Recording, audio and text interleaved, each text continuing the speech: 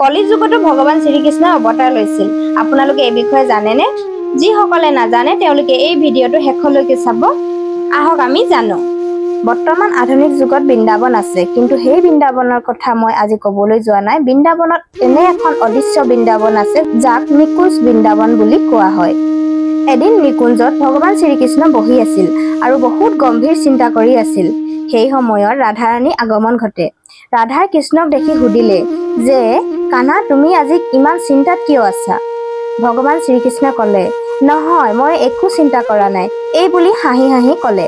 ৰাধাই ক'লে, তোমাৰ হাঁহিতে মই গম পাইছো যে কিবা চিন্তাত আছা। কি হৈছে মোক কোৱা।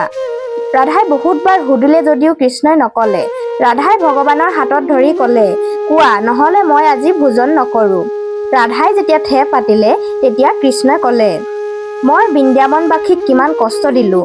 যিসকল বৃন্দাবাসীয়ে মোক ইমান মৰম কৰিছিল, যিগৰাকী যশোদা মায়ে মোক কোলাৰ পৰা নামিব দিয়া নাছিল, নন্দ বাবাই মোৰ পিছে পিছে ঘূৰি ফুৰিছিল, যিসকল গোপী যাৰ জীৱন ময়ে আছিলোঁ, আৰু মধুমংগল, শ্ৰীধামা যিমান সখা আছিল সকলোবোৰৰে প্ৰাণ ধন ময়ে আছিলোঁ।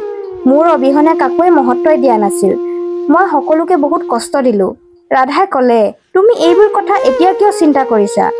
ইয়াৰ চিন্তাৰ অৰ্থ কি? ভগৱানে ক'লে, মই নিৰ্দয় নহয়। মোৰ লীলা পূৰণ কৰিবলৈ বৃন্দাবন এৰি যাব লগা হৈছিল।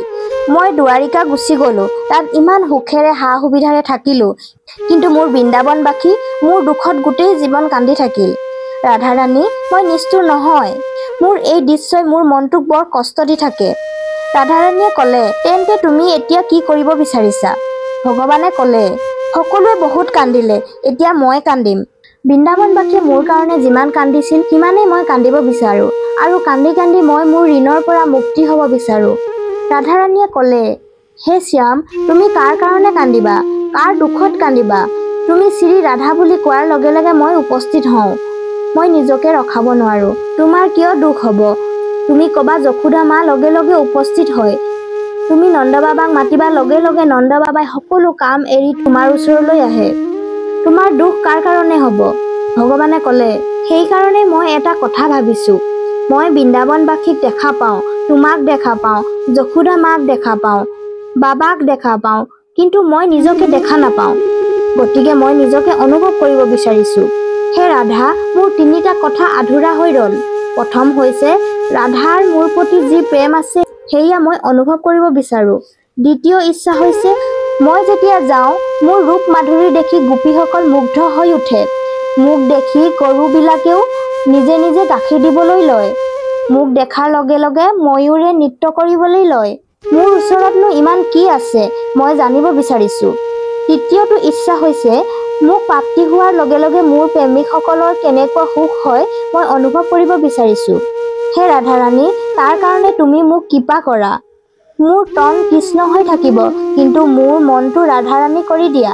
তন মোৰ, মনৰ ভাৱ তোমাৰ, হৃদয়খন তোমাৰ, গাৰ ৰঙো তোমাৰ নিচিনা কৰি দিয়া। মোৰ এই শ্যাম বৰণৰ ৰংটো মোক নালাগে, মোক তোমাৰ নিচিনা বগা কৰি দিয়া। কিয়নো মোৰ নিজৰে ৰং দেখিলে মোৰ দুখ অনুভৱ নহ'ব। এনেকুৱা লাগিব এয়া ময়ে হয়। গতিকে হে ৰাধাৰাণী, তোমাৰ হৃদয়ৰ মনৰ ভাৱ সকলো মোক দি দিয়া।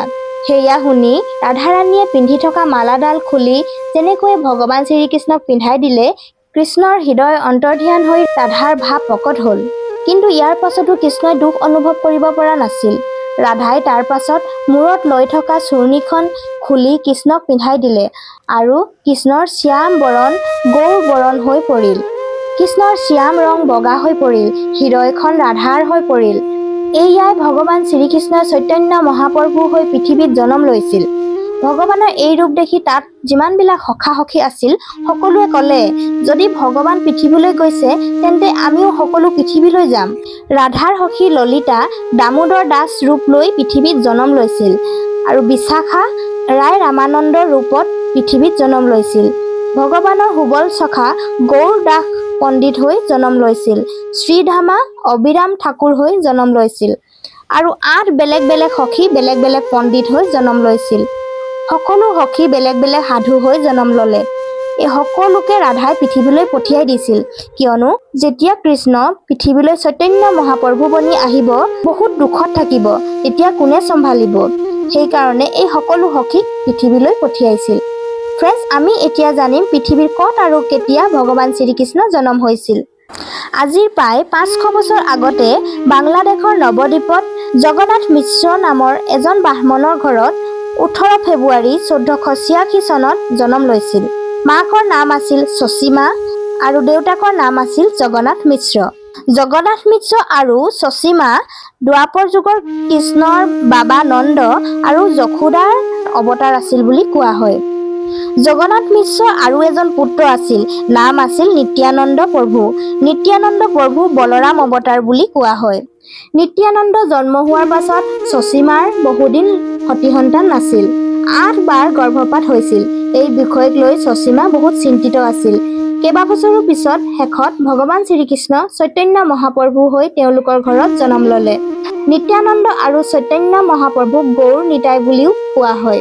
ৰাধাৰ অন্তৰখন লৈ ভগৱান শ্ৰীকৃষ্ণই পৃথিৱীত চৈতন্য ৰূপ ধাৰণ কৰি হৰি বুল বুলি ভগৱানৰ নাম মানুহৰ মাজত প্ৰচাৰ কৰিছিল আৰু সকলোৰে দুখ বেদনা অনুভৱ কৰিছিল। এয়ে আছিল মোৰ আজিৰ কাহিনীটো। আপোনালোকে নিশ্চয় গম পালে ভগৱানৰ কলিযুগৰ অৱতাৰ বিষয়ে। মোৰ কাহিনীটো কেনেকুৱা লাগিলে আপোনালোকে কমেণ্ট কৰি মোক জনাব। যদি ভাল লাগিলে লাইক, শ্বেয়াৰ, ছাবস্ক্ৰাইব কৰিবলৈ নাপাহৰিব। আজিলৈ আহিছোঁ, বাই বাই।